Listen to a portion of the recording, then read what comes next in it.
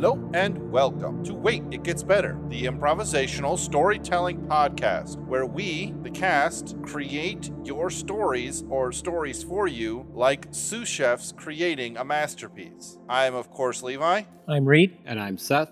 And we are here to tell you a story. How's it going, guys? What story element did you have? Let's get into it. I have Pantheon. I have genre.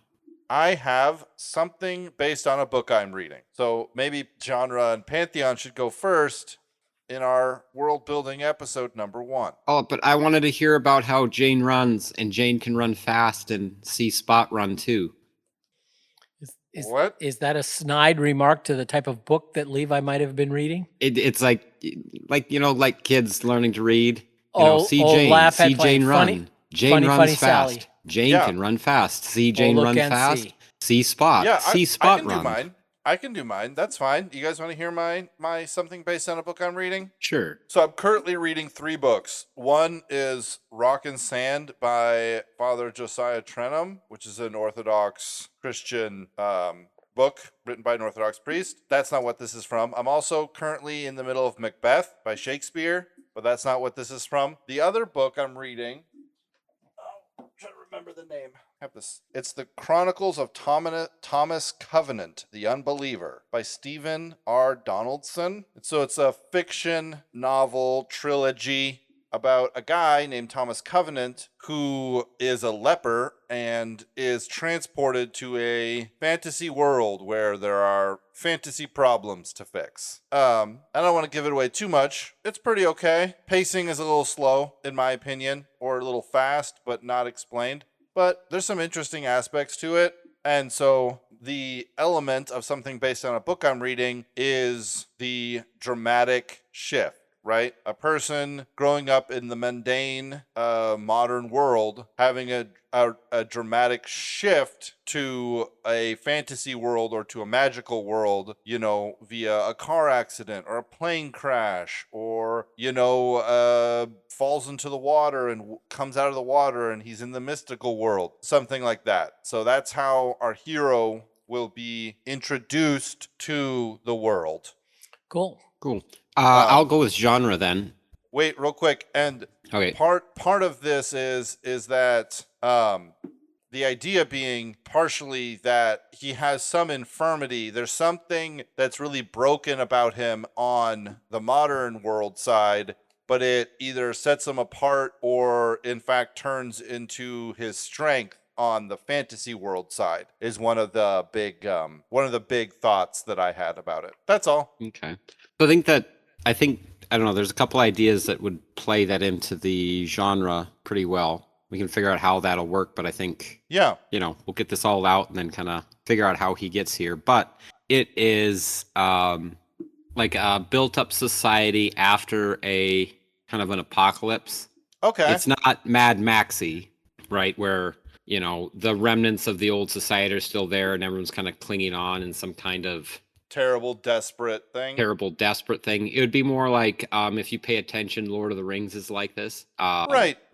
They obviously have high society, but there was something like greater just in the distant past that there's stories of, and there's, the fables and the tales of, this greater thing, and the remnants of it are there. Absolutely. But it's, but society is built up and doing its own thing again. I think the Shannara books are the same way. Yeah, a little bit. Absolutely. A little bit. And there's some reference to that too, even in the Wheel of Time books, where there's a slight reference to, and us in the modern realm would get that, a sign that says Amco, the great kingdom of Amco. I think there was something like that in there. It's been there time out of mind in some old kingdom that no one knows much about. But, the great kingdom of, I think it's Amco was an oil company, right? Yeah, that was after the breakup of Standard Oil. Amco was one of the spin-offs. Yeah, because I think that's in Wheel of Time. But But anyway, so that's what we have. So the society can be slightly more advanced, but set in its ways of, for, a couple hundred years at least, having a well-ordered society, that doesn't exactly remember what the past is. There might be like a jungle with the steel trees and, the poisonous gas or the right, and it's an old city, right? And everything is deteriorated except for maybe like some of the the skyscrapers and all the iron, but the trees and everything is kind of overtaken it. So you'd walk through what would seem to be a jungle, but it might still have, the compound rocks or, the steel trees that don't grow or, but most other like small things that would have been left over if there was cars or anything like that has been stripped for metal to make, weapons or shields or, so there's not going to be stuff like that. Because most of that stuff has all been, stripped and has been long enough that nothing is directly recognizable, except for like a few objects. Maybe some, wizard or, holy man has like the Mercedes symbol is like, this was the great god or, his symbol. Absolutely. And let's say us, the modern reader, would be like, oh, that's like a little car ornament for a Mercedes.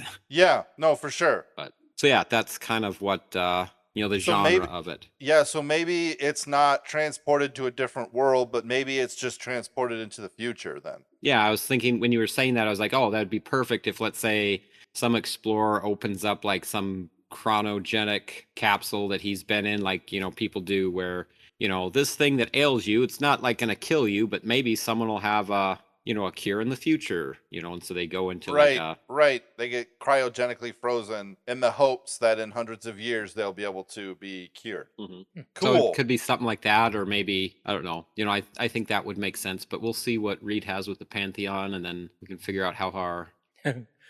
Well, my vision of the Pantheon may work. I'll just go for it.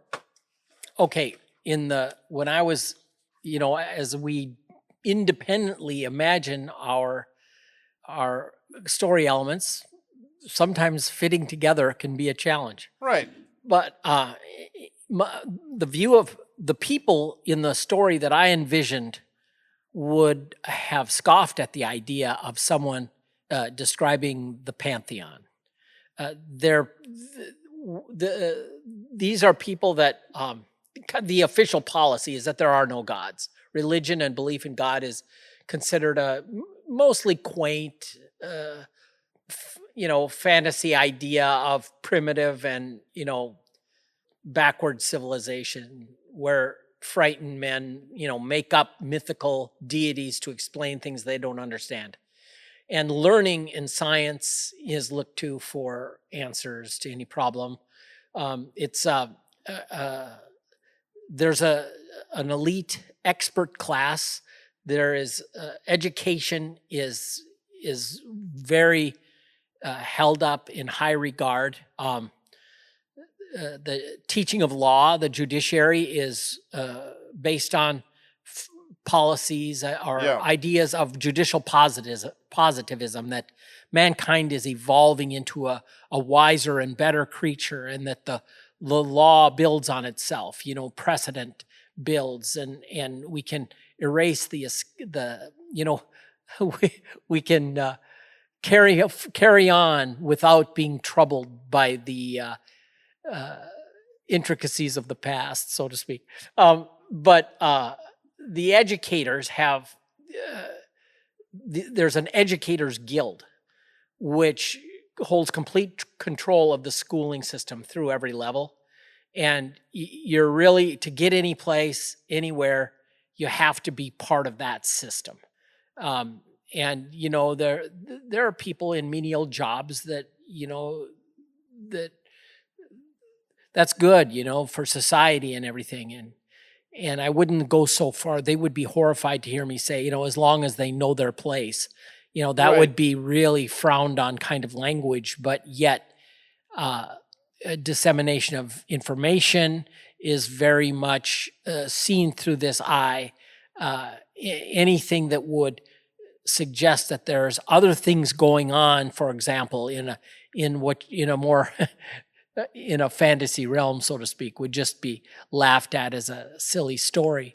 And the thing of it is that, well, of course, what emerges is that there is a pantheon, and these people worship themselves, and they imagine themselves creators of their own destiny, and there is in fact a world that they can't see that is really more real than the world that they're dancing around in. And but officially the idea of a pantheon would be ludicrous. Does that make any sense to any of you? Well, it makes sense, but what is the actual pantheon then? Well, there you go. They wouldn't admit that there is one. But I would say that behind the scenes, what is human nature and what is the people that strive to be part of the elite, and I think it is what the real pantheon is, what hides in the shadows, trying to control and manipulate. So on the surface, the thing that is revered is basically to be of the inner circle, the shakers and movers, the people that are really making things happen. Yeah, an expert class, the elite, scientists, people in the medical profession, people in the law. These are people that should naturally be seeing to things that the masses wouldn't be wise enough to see to themselves, This sounds more, okay. I'm trying to wrap my brain around how this is the pantheon. Because I thought you just made an argument for how they didn't believe in it. According to them, it doesn't exist. Right. And you said, but there is a pantheon in the background. Well, of course there is. But I don't know how to... So you're not actually not making the pantheon necessarily. You're just creating the belief around the pantheon. That makes sense. Yes. So it's like pantheon / religion. It's like it's not so much the pantheon; it's more just the religion of what they believe about something or not. Yeah. They would, although they would deny it. It has all the earmarks of religion. It has a dogma that there is no religion. It has man is evolving into a wiser, better version of himself. There's those kinds of belief structures. But so, just as a curiosity, you keep saying they believe that man is evolving into a better version of himself, and the way that you're setting this up is you're saying that that's like a bad thing. Do you believe that that's a bad thing? Absolutely. I think it's ridiculous. Okay. Because it's false. Gotcha. Yeah. No, I get that. Yeah, of course, this society would vilify me for saying something like that, because truth is relative, and the problem. Honestly, like that mindset goes like evolution. Fits so well with really an anti how would I put it? If we came from monkeys and now we're so advanced, right? And we're constantly improving ourselves as far as society, right? The farther we move along, right? It goes on an idea that, we didn't have paradise. We weren't made perfect. And we're constantly getting to that better place instead of constantly moving away from what was originally. Right. If that makes sense. Yeah, I was just trying to understand the worldview that he was putting out. So I was talking to somebody yesterday about the Amazon loam. You know about this, like the soil composition of the Amazon. And I'm thinking that this or something like this has been really pervasive after the collapse. So large portions of the world are sort of consumed, and maybe they did it on purpose in order to deal with, it could be like nuclear fallout. It's like this rainforest will grow over this city where there's nuclear fallout, and it will trap carbon and particles down so that the radiation won't continue to go into the atmosphere. So they kind of seeded this loam around the world and did a lot of work to basically convert almost the whole world into a rainforest as much as they could. And this is a thing that they're dealing with now. And this is one of the reasons why, like, whole cities are lost, and you might kind of stumble across, you know, a road that's really well preserved or something, but you can't just see them right away. You know what I mean? Right. That's the thing I was thinking about as you guys were talking about this. What technology sort of level are you guys thinking that they are at? Because part of me is thinking that they're kind of back up, you know, more primitive levels of society tend to not gravitate towards the enlightened view that you are proposing here, Reed. Right. So, you know, it's like when you know, you really don't get rid of religion or the idea of a pantheon until you can quote unquote make it on your own. Right. You know, till you don't need to kind of, and still, so, you know, I don't know the year, but, you know, post-enlightenment is when science started, and rationalist age is when people started sort of rationalizing and saying we can figure out for ourselves. So it could be, I mean, it could be from there, it could be Victorian age, it could be modern, you know, it could be literally any level technologically, but you wouldn't get like your sort of classic fantasy world with that level of philosophizing, in my opinion. You know, a historian come at me and tell me that I'm wrong, but well, I think if you have an elite class like this, what could have happened is with the destruction of whatever world was before, you have, you know, the agitators, the people that brought it down, right? And if they brought it down, they wanted to build it back up in their own image. And the people that plan stuff like that normally are far thinking in their plans. True. And so if they knew well enough to have the technology to, let's say if they, you know, had nuclear fallout, but then also transplant to then do this to take care of the nuclear fallout, right? Perhaps they had their, you know, their bases, their enclaves where they enjoyed, you know, an amount of protection, but then would kind of venture out and have their minions or the people kind of keep following, you know, it's like, you know, go plant this stuff here, go do this stuff.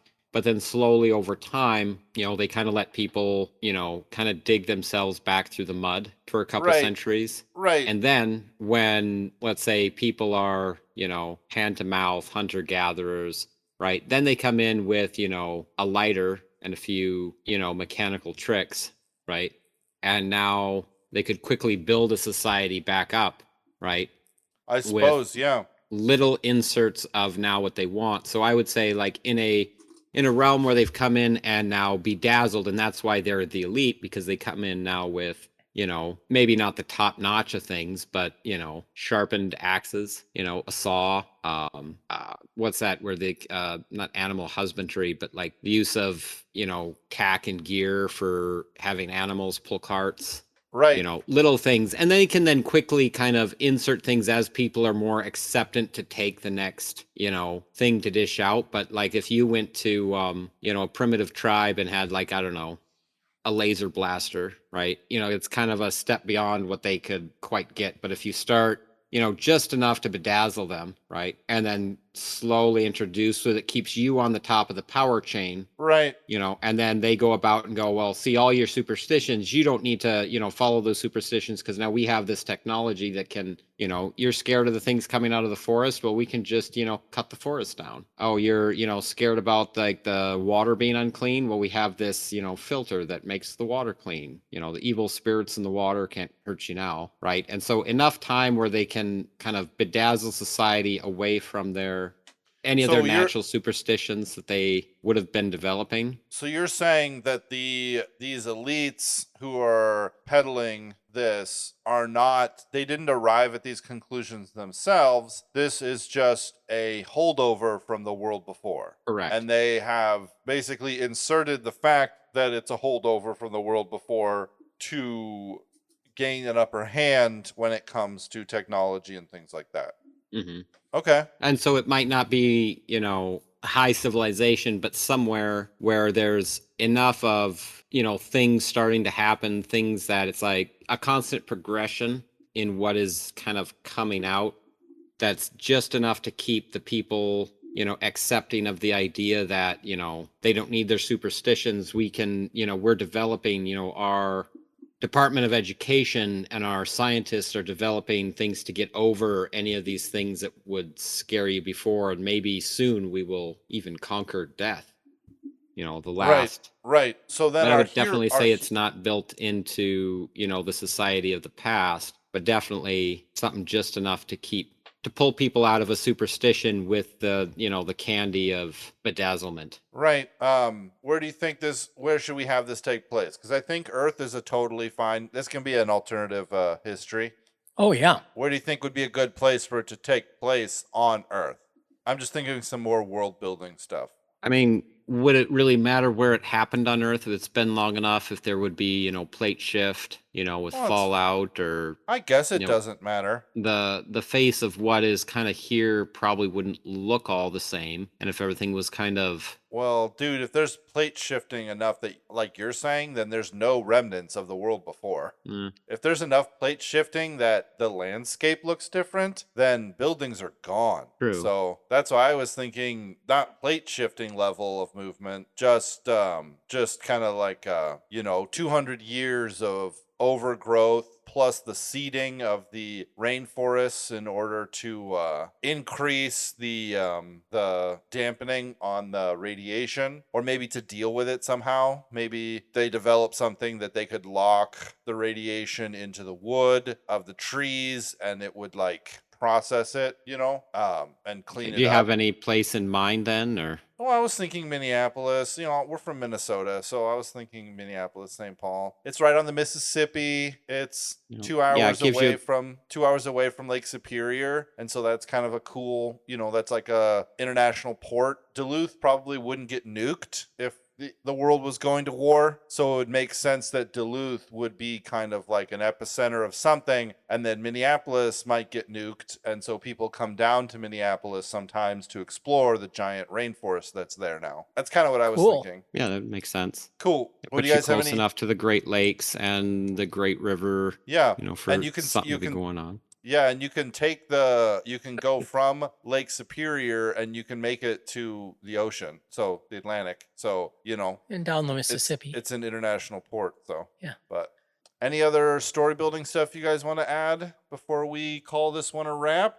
I'm thinking that the hero, this character, has some skill. So it's not like he was blind before and now he can see through walls. It's not like that. There's some skill that has been kind of not taught, forgotten, or rejected, and he possesses it, and it's kind of what sets him apart. At first my brain was thinking he was something like a chemist, but it doesn't make sense that there wouldn't be chemists still, especially if the elites are sort of if they're the generations of the elites from the past, then it makes sense that there'd still be chemists.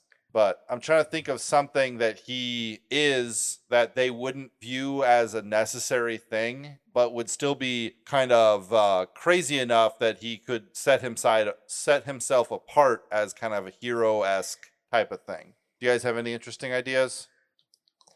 I was thinking of like maybe would there be something in the means of like mass communication, like.